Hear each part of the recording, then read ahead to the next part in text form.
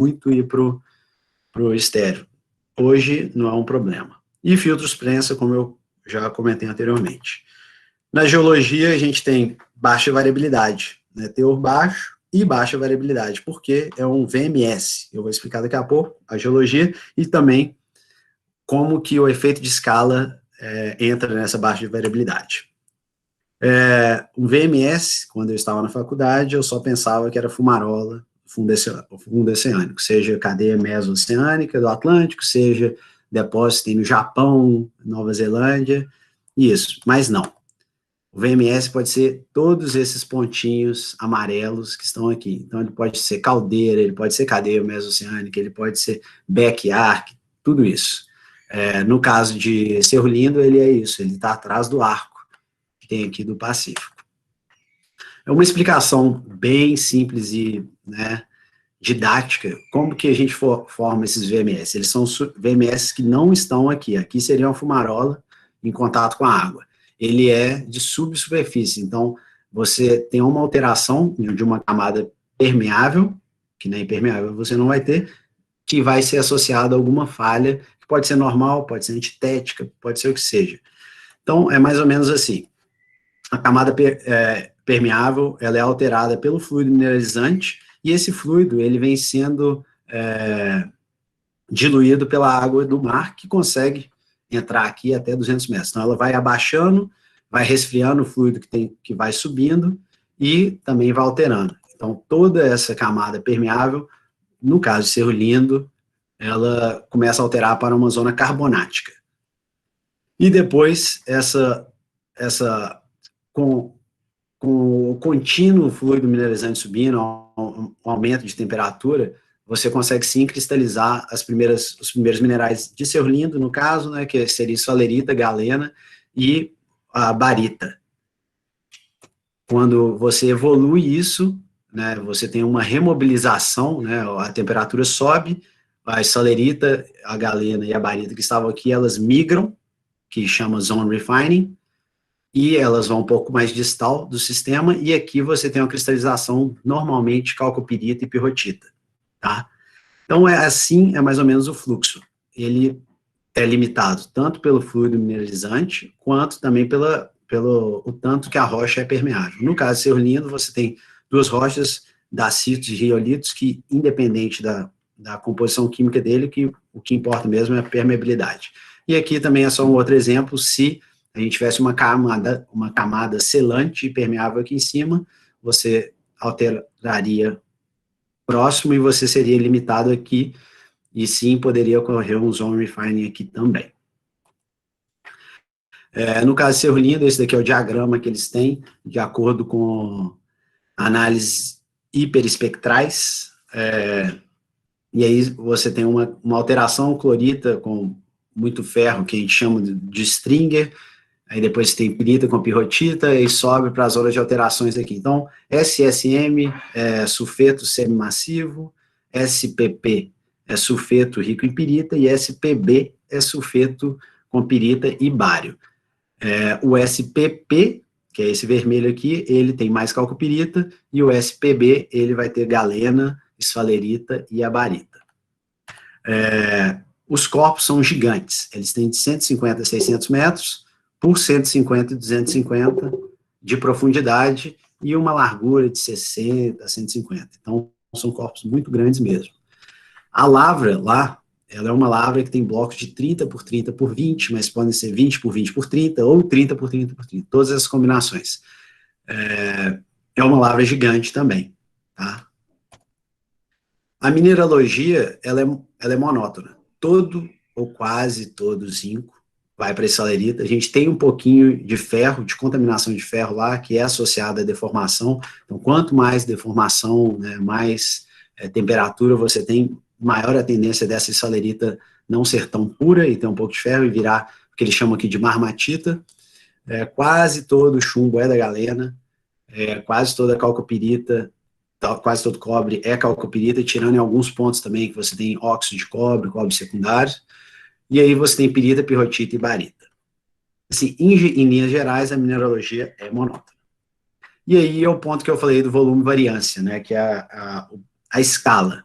Se a gente tivesse os dados de teores lá, você vai ter uma distribuição positiva, só que a escala é tão grande e tão grande, né, que você reduz essa variabilidade tanto pelo tamanho dos seus realces e da sua produção. Então, por dia, você consegue tirar em torno de 3 mil toneladas de cada realce, né, cada bloco desse daqui, sendo que pode chegar até 6 mil. E isso ajuda muito você a atenuar essa abertura da distribuição de teores.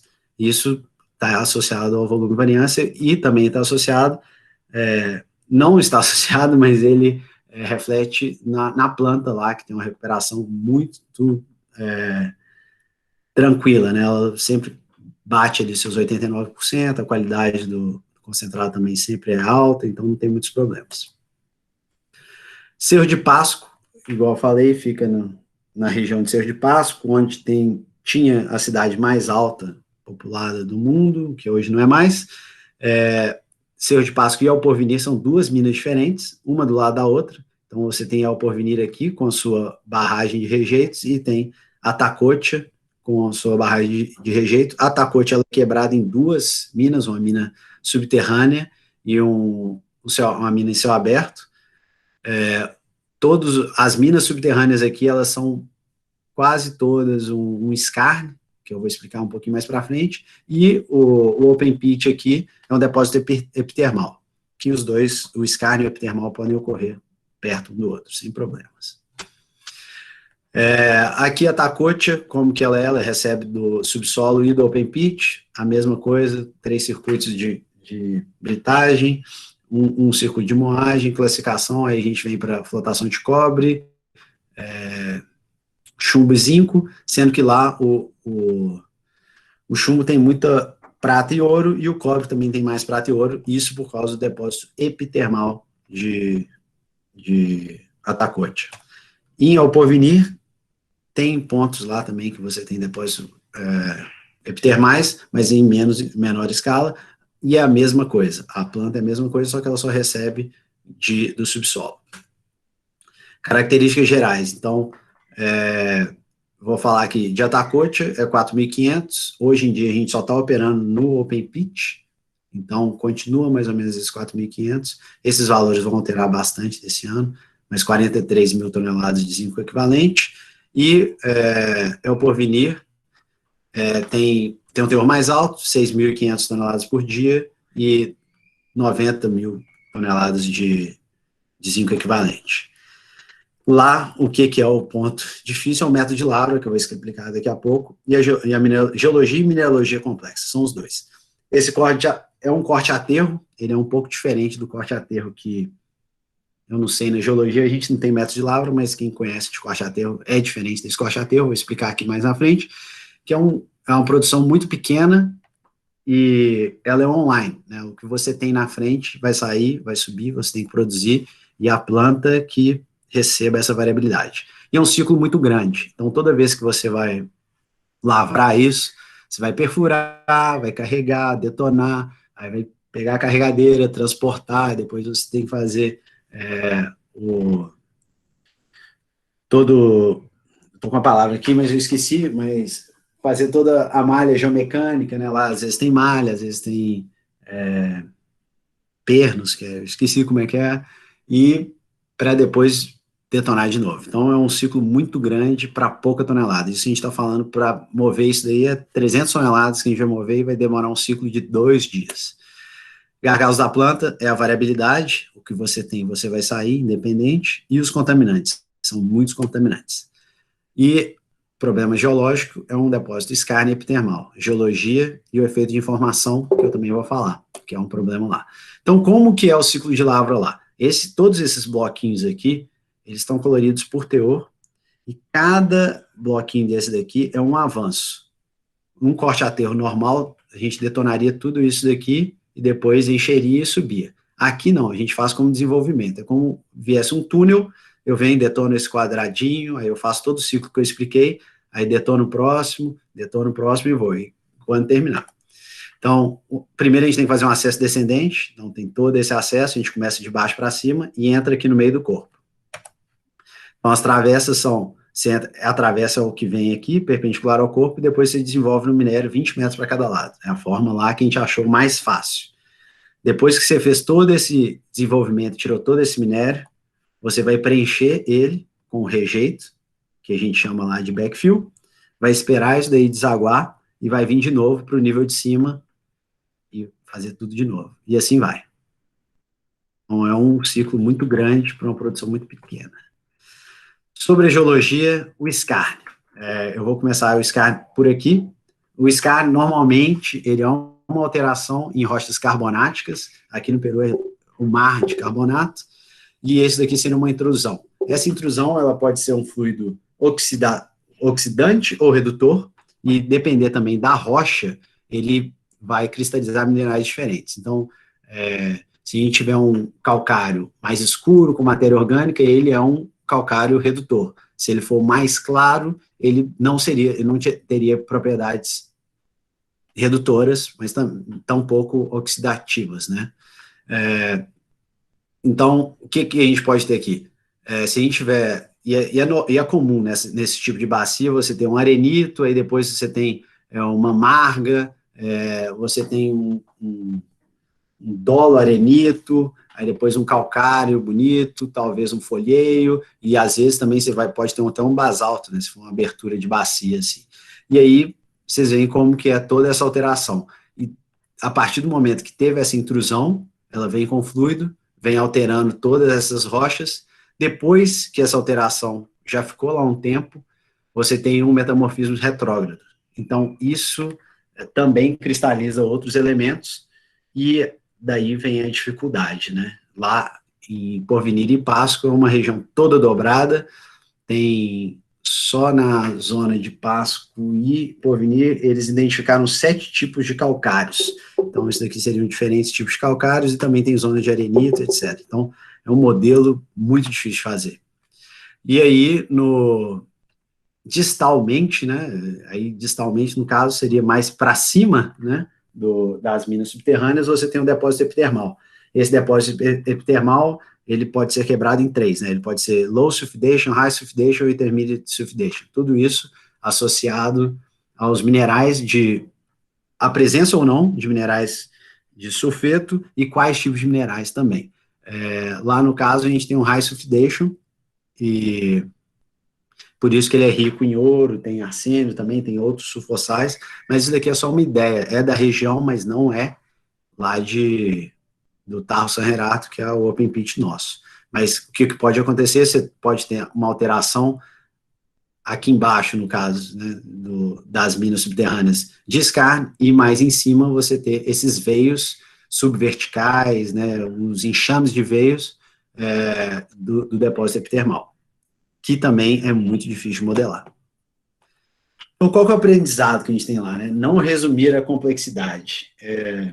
Infelizmente, lá, a gente ainda não conseguiu fazer isso. Não modelar por NSR. Eu vou explicar para vocês o que é NSR. É Net Smelter Return.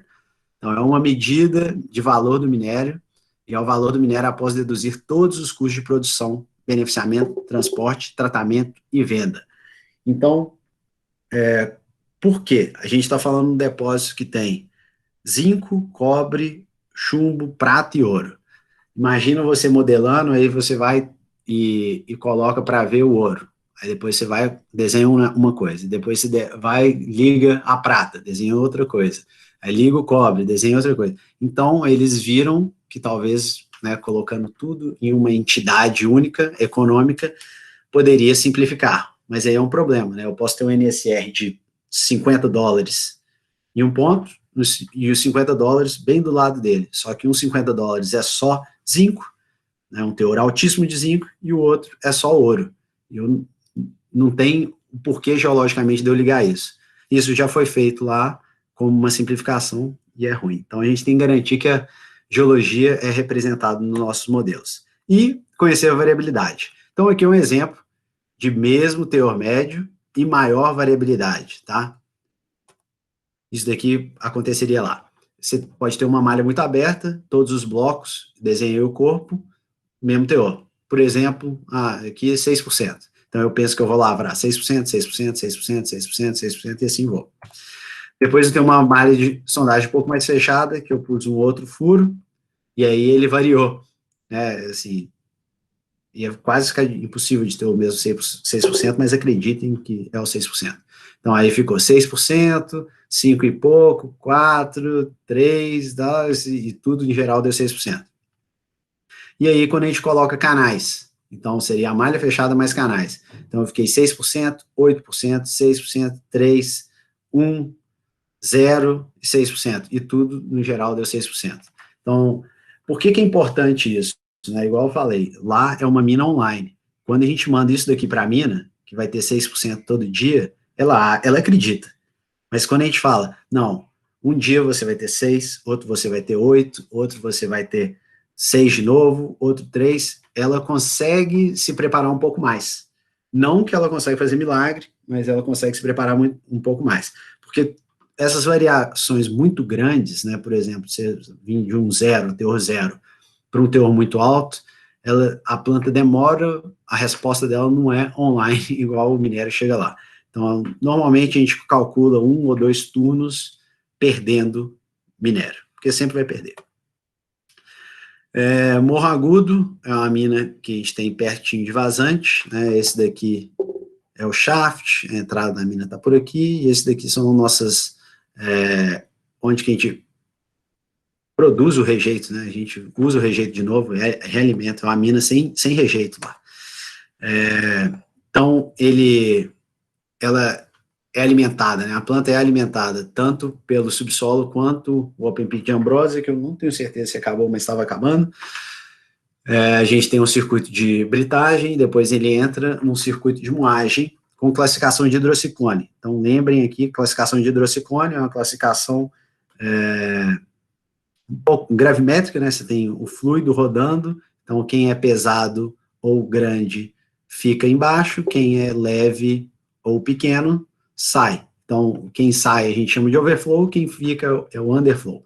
Aí lembre disso que eu vou falar aqui na frente sobre isso. Então, tem a flotação de chumbo e prata, né? Que lá o chumbo é galena, e depois tem a flotação de salerita. Essa salerita de Morro Agudo, a salerita é linda, amarelinha, sem nada de ferro. E o rejeito daqui é um calcário muito limpo também, que ele é vendido para fins agrícolas. Pode ser que essa salerita, em alguns pontos, ela tenha um pouco de cádmio. Então, se esse cádmio ele é identificado, o material que iria para ser vendido, ele volta e ele é flotado novamente, porque o cádmio é um contaminante.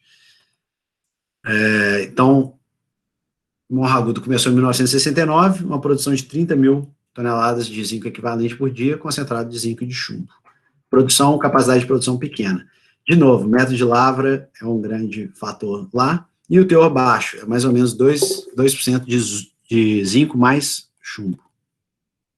É um corte a aterro, esse sim é um corte a aterro clássico, mais ou menos, ele é bem inclinado, mas é uma produção também pequena e online, e a mesma coisa, ciclo grande. Uma coisa boa de Morro Agudo, que é uma rocha muito competente. É um dolorenito muito duro, e só quando ele está em contato com o folheio em cima que ele fica mais estável, mas se não tem isso, ele é quase autossuportado. Gargalo da planta é o contaminante de cádmio e a recuperação de chumbo. Chumbo, isso. E deslocamento do minério, é um grande fator lá, eu vou explicar um pouquinho mais na frente, e a geologia é tranquila, a mineralogia também. Então, como que é? Né? A gente tem Morro Agudo aqui, que ele seria uma plataforma carbonática de ondas, né? Então são calcários, a gente fala de dolorenito, né? De retrabalhamento, sendo que vazante está aqui, que seria já um dolomito, né? Um calcário mais de calmaria, enquanto aqui é fluxo de ondas batendo.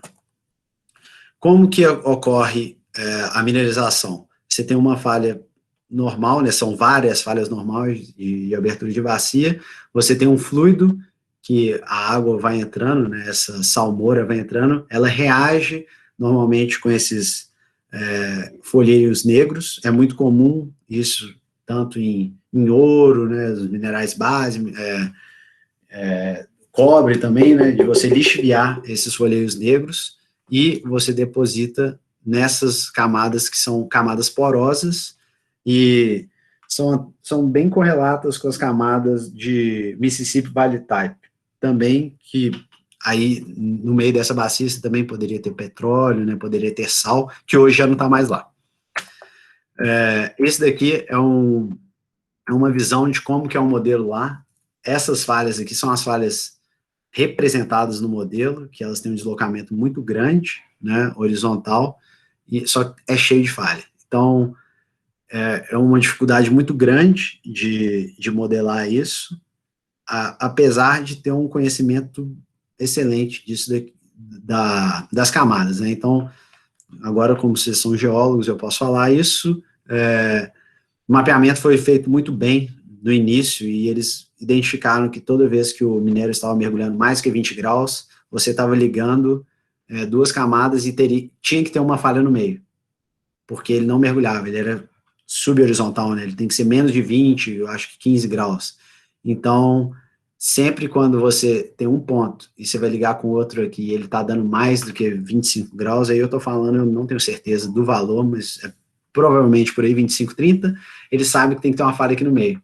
Mas é muito difícil quando você tem 1 milhão de falhas, né? Então, o ponto que fica aqui é a gente, como geólogo, descobrir a viabilidade de sondagem de malha fechada ou geofísica, né? Qual que é a sistemática, não é nem isso, é qual que é a representatividade, qual que é o espaçamento dessas falhas horizontais, né? Quanto que a gente vai conseguir sanar desse problema no modelo fazendo uma sondagem fechada e quanto que a gente poderia sanar fazendo uma geofísica. Esse aqui tem um caso bem legal de um depósito que deve ser o maior produtor da Irlanda de zinco e chumbo, que chama Navan, e eles fizeram uma geofísica sísmica, né? Veio do petróleo, e eles conseguiram identificar um novo depósito com base na geofísica sísmica e tem todas essas estruturas mapeadas. Então, é uma coisa que a gente tem pensado, mas ainda está um pouco incipiente. Compreender a distribuição do cádmio, ele não só está presente aí em Morro Agudo, como num projeto que está bem adiantado, que é pertinho também de Morro Agudo, que chama Bom Sucesso. Entender por que esse cádmio está lá, o que acontece, né? A gente ainda não sabe. E a galena, né? Essa parte da galena é interessante porque antes de eu fazer essa apresentação, eu achava que a galena de Morro Agudo, que não era recuperada, né? A gente tem uma recuperação às vezes baixa nela, ela era fina. E também eu fiquei pensando nisso, né? Aqui é a tabela que a gente pensa em recristalização ou remobilização dos minerais. O mineral que vai remobilizar mais fácil desses minerais básicos seria a galena, que é uma temperatura e uma pressão muito baixa.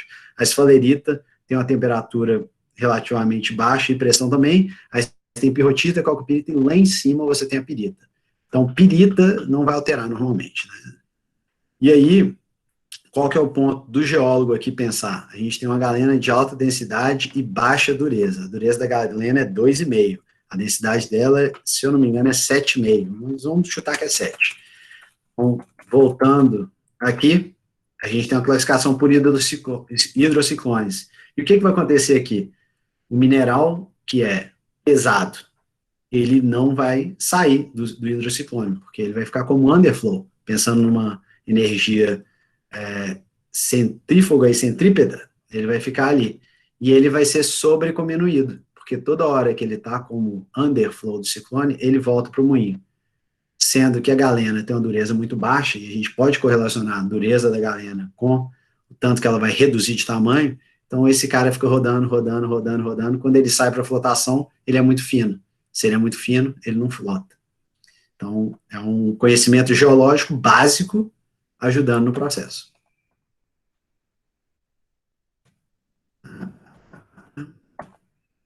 Agora, vazante. Vazante tá aqui, né? Aqui é a operação de vazante. As rochas estão por aqui. A mina é uma mina gigante, de 11 quilômetros, tem 3 corpos, Lumiadeira, Sucuri e Extremo Norte.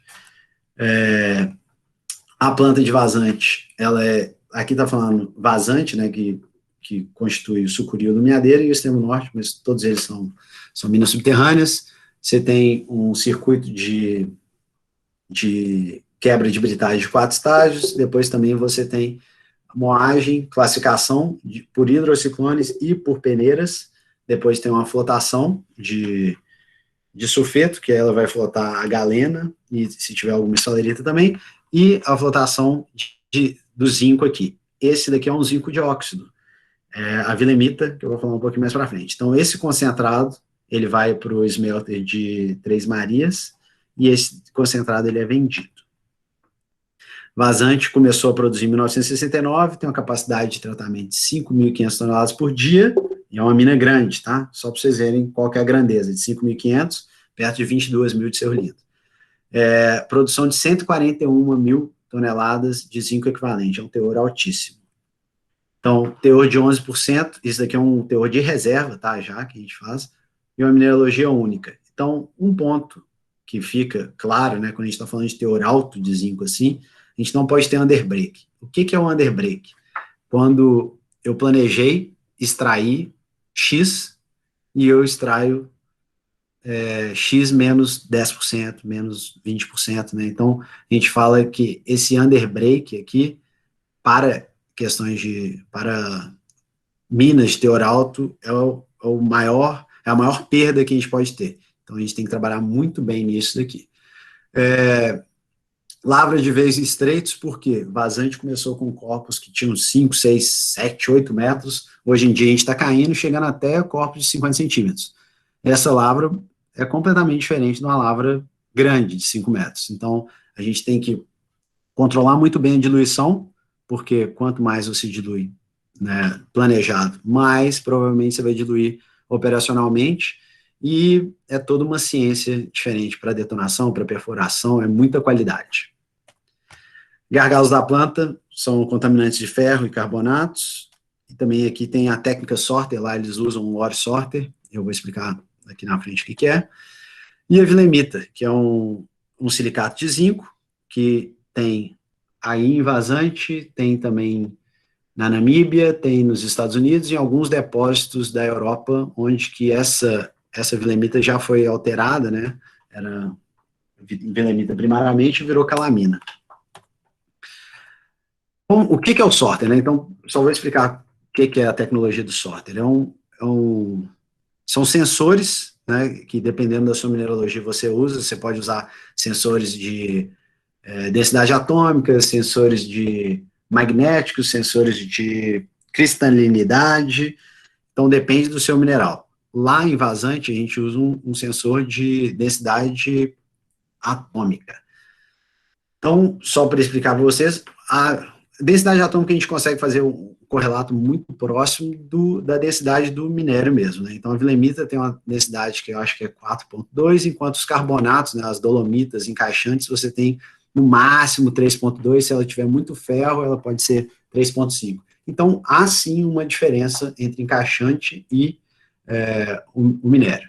Então, esse daqui é um exemplo que a gente fez lá, mostrando, em vermelho seria a nossa lavra, e em cinza é o corpo.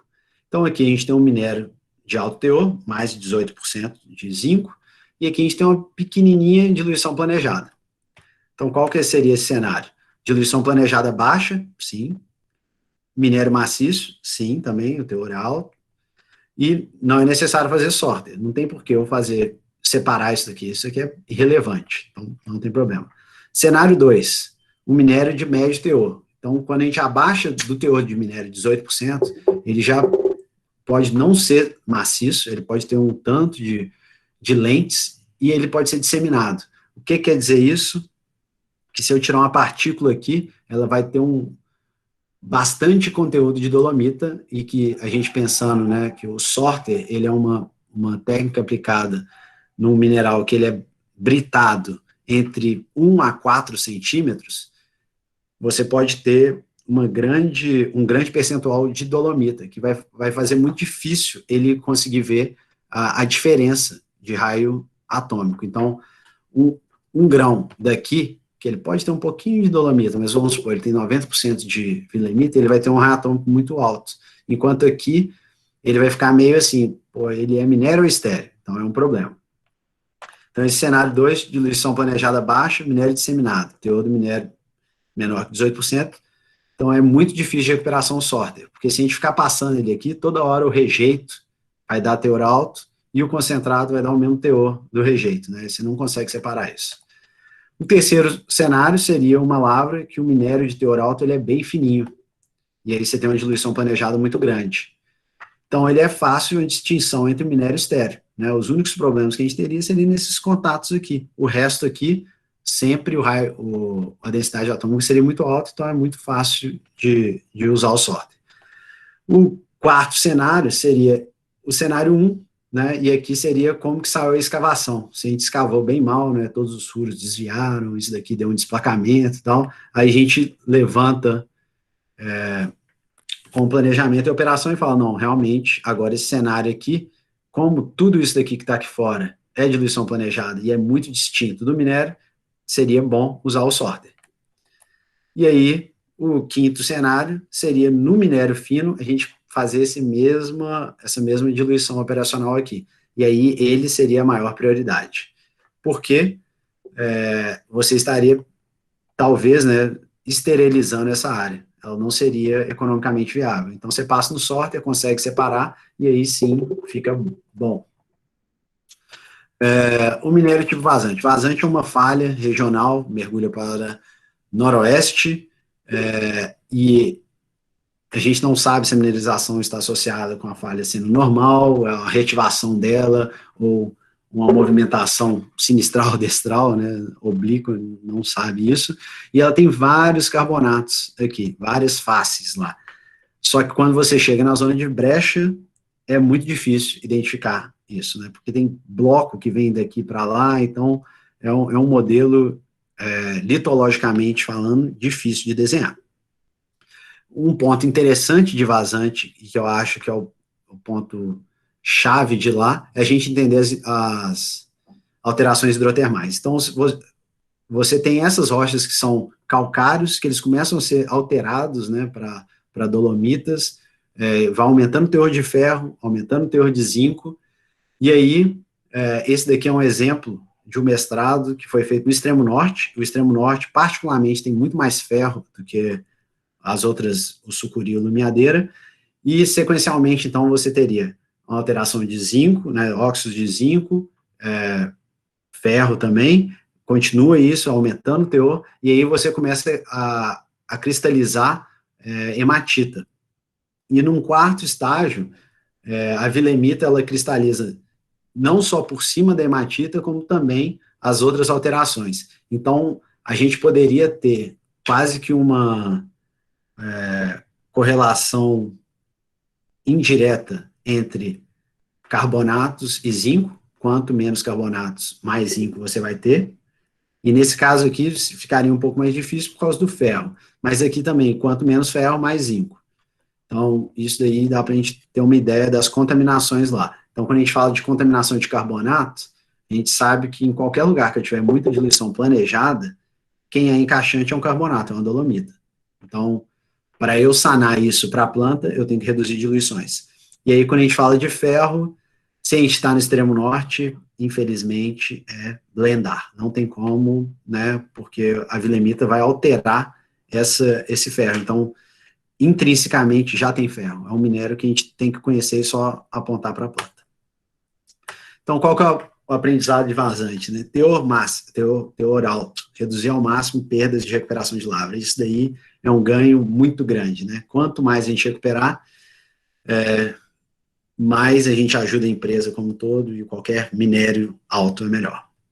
Entender os princípios das tecnologias e as relações com a mineralogia. Né? Então, sorter e flotação. O que eu falei aqui agora do sorter, a gente usava o sorter para teores abaixo de 8%, mas não necessariamente o teor abaixo de 8% é um teor fácil de recuperar. A gente tem que saber se ele é maciço ou se ele é disseminado.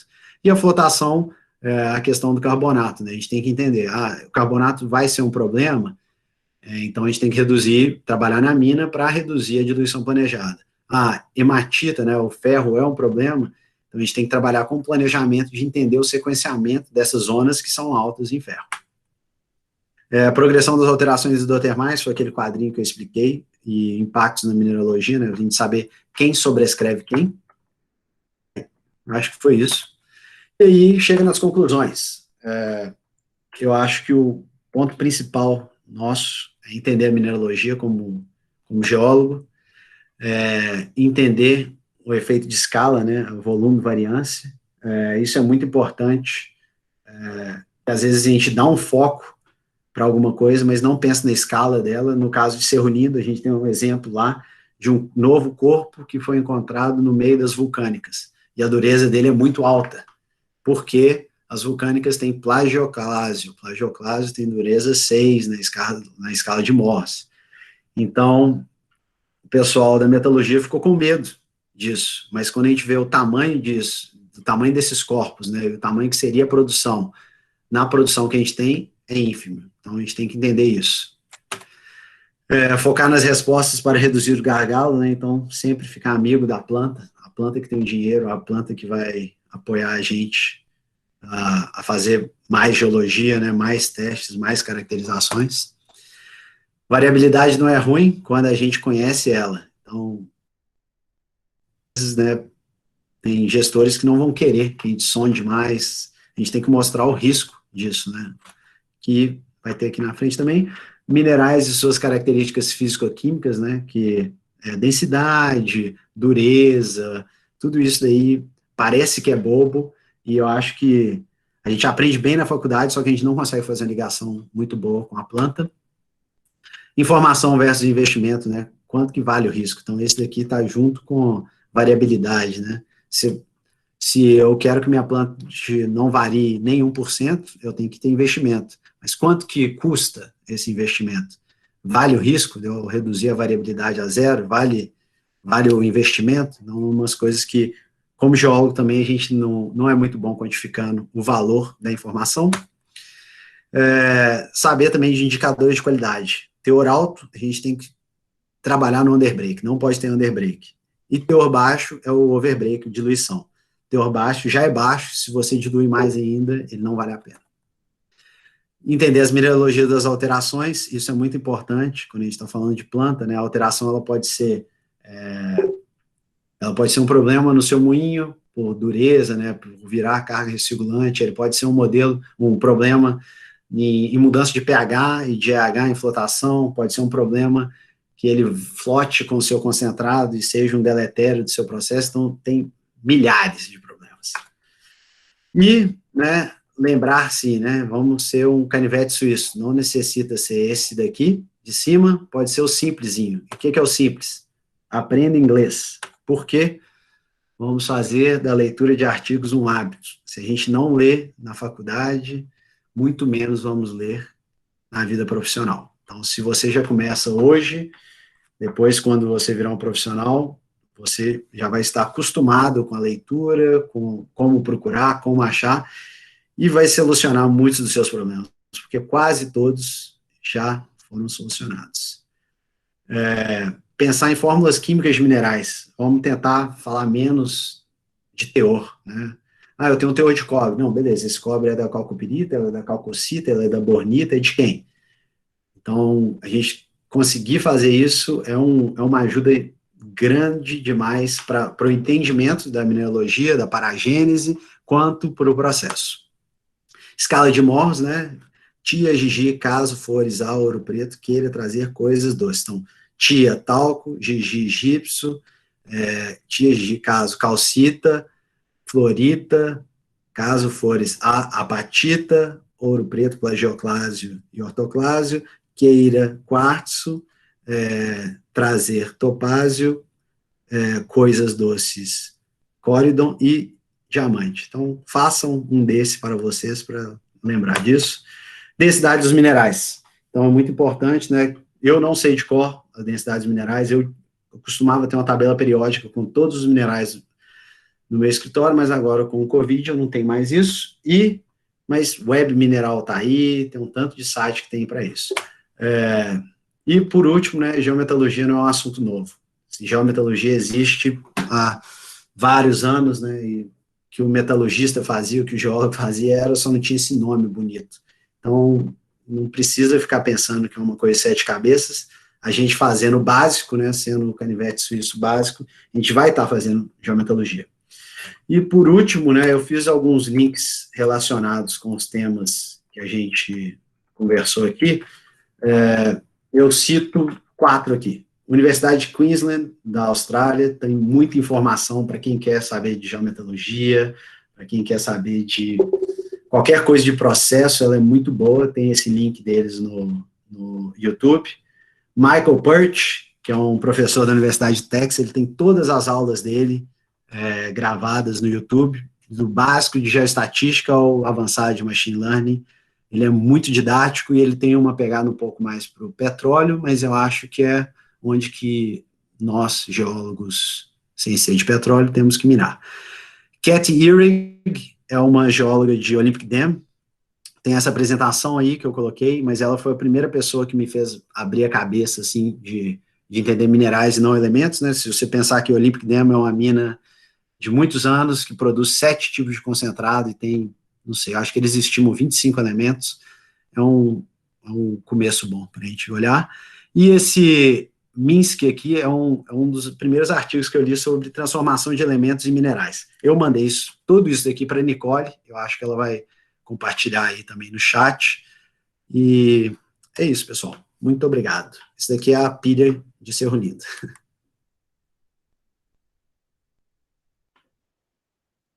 Fernando, muito obrigada pela apresentação. Foi muito bacana. É um tema que não é muito falado dentro da faculdade, então, muito obrigada por trazer isso para a gente. Pessoal, a Deia vai mandar aí agora no chat esses links que o Fernando disponibilizou.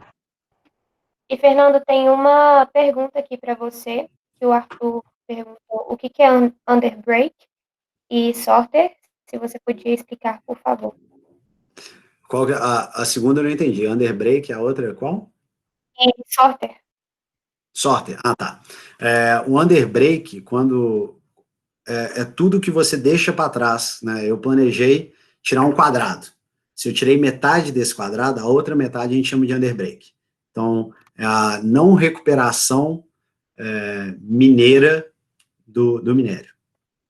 Então, né, se você pensar que você queria tirar 5 metros quadrados, você tirou 4,8 metros quadrados, esse 0,2 é o underbreak. E o sorter é só uma tecnologia, né? Sorter é uma forma de separação. Ela é usada para grãos, ela é usada para um tanto de coisa, né? Ela pode ser manual, depósitos de cromita na África do Sul, é o sorter manual. Passa a correia e o pessoal vai tirando o que é o minério, né? É uma forma de sortear, né? Em inglês. Mas aí ele pode ser qualquer tecnologia, né? O que eu citei, você tem de densidade de elementos, tem de cristalinidade, pode ser magnético, o que seja, né? Tem vários sensores de sortes. Obrigada. A Fabrina Priscila perguntou qual o principal software utilizado na geometalurgia e para um recém-formado, qual procurar para aprender? Qual procurar para aprender? Não, assim, normalmente, em realidade, né, eu não acho que geometalurgia é algo que precisa de um software, né? Se você fosse usar um software, você pode usar Python, você pode usar qualquer coisa que mexe com geometria, geologia não linear, né? Então, você pode usar para fazer PCA. Então, tem vários softwares que fazem isso, mas o que eu acho da geometalurgia não é o software. Ele é muito dependente da informação que você coloca lá, né? Então, quando a gente fala de geometalurgia, muito do que você vai ter de informação vai ser informação de um teste de bancada, de recuperação, de teor de concentrado. Então, se você trabalhar com isso, né, e os pontos, né, pensando que esses testes são difíceis de fazer, eles são muito espaçados, então acaba que não tem software para você fazer assim, né? Tem gente que usa A IOGAS pode ser um para te ajudar, né, a chegar na mineralogia modal. Assim, se eu fosse sugerir, talvez o IOGAS. Sim, é um de geoquímica que a gente consegue traduzir ele muito bem para a geometalurgia.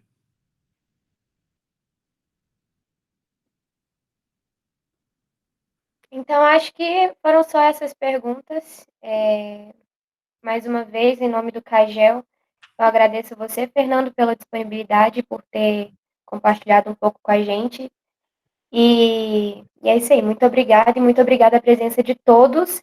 E daqui a pouquinho tem a palestra com a Amanda Correia, do Geológico, falando sobre a geologia no mercado digital e também sobre geologia do Brasil com o professor Ulisses. Obrigada, gente. Tchau, tchau.